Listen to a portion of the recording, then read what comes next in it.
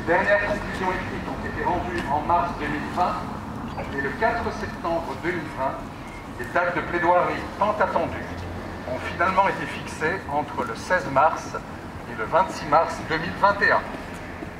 C'est demain.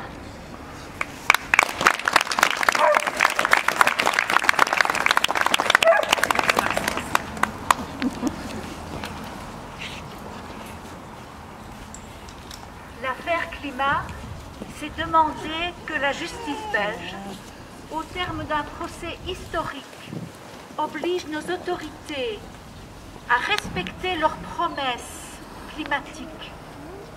Il faut réduire concrètement nos émissions de gaz à effet de serre pour limiter l'élévation de la température à 1,5 degré.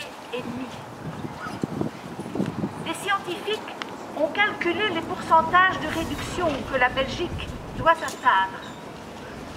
Les autorités restent libres de choisir les mesures à prendre pour atteindre cet objectif. En substance, l'affaire climat affirme dans ses conclusions que la politique climatique insuffisante des autorités belges viole non seulement le devoir de diligence, mais aussi les droits de l'homme et de l'enfant.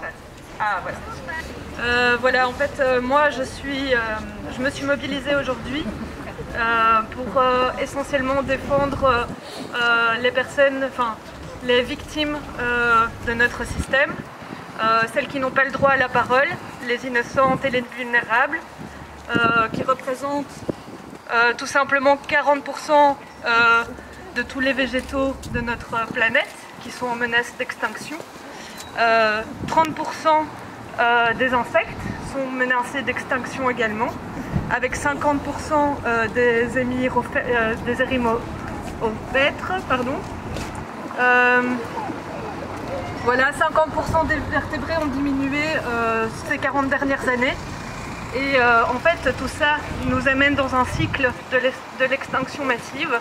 Donc on parle beaucoup de réchauffement climatique. Je voulais vous expliquer que moi, à l'école, donc je suis en 6e année, et on doit faire un chef-d'œuvre, donc un travail approfondi sur un sujet. Et comme sujet, j'ai choisi la transition, parce que j'aime bien la nature, les animaux, et je trouve que c'est triste de voir la Terre dans cet état-là. Et donc je voulais essayer d'inciter d'autres enfants à aider la Terre et les mouvements qui pourraient améliorer son état. Et donc j'ai décidé de faire sur ce sujet-là pour cette raison. Bravo.